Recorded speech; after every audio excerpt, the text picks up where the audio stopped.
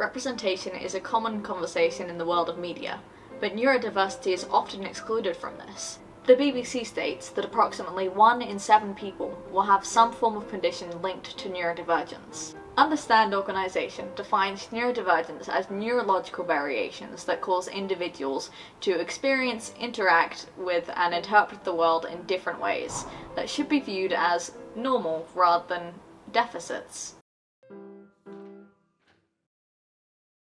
Everything that we are doing in the Disability Collective is making sure that everyone is involved and included in the very diverse range of what disability means. And as well, that includes making sure I'm maintaining the social media and keeping everyone active through there. What are your thoughts on neurodivergent representation in media? In recent years, there has been a bit of a push to try and be doing it better, but a lot of takes on neurodivergence in media have really been quite regressive, infantilizing, degrading, and even in the better representations, that still comes through, where people think we're not quite as capable as everyone else, or that we need to be babied, or that we don't have the same intelligence range.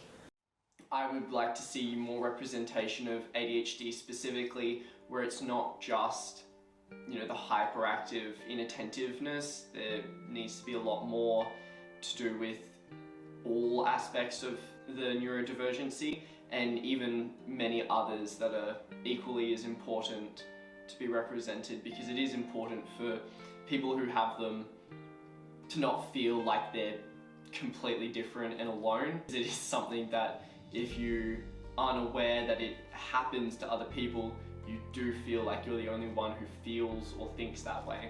Has the way neurodivergent people are represented in popular media changed the way that people perceive and act around you in the real world?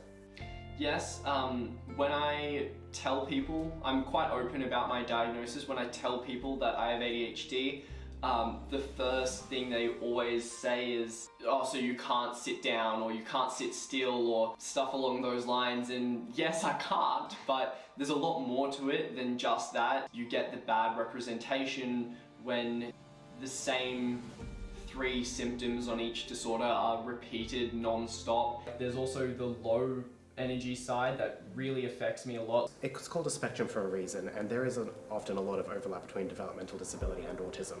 But even so, we are still capable of a lot. How do you think that neurodivergent media has shaped people's views on neurodivergent people? We are infantilized, that we aren't capable of making the intelligent decisions that neurotypical people are capable of making.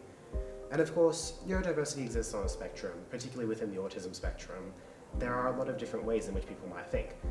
But that doesn't mean that it's appropriate for people to be taking these ideas from media that we just can't think the way normal people can think. When I enjoy something, I get really involved with it. As soon as I find something that I really want to do, it's really easy. I will spend hours and hours researching. I will learn everything I can about that subject, and it becomes something that I will always know and be pretty good at. Being neurodivergent is a divergence from neurotypical, you think differently. I really enjoy being able to think very differently, and it is unique, and I think it's pretty fun. It's quite nice.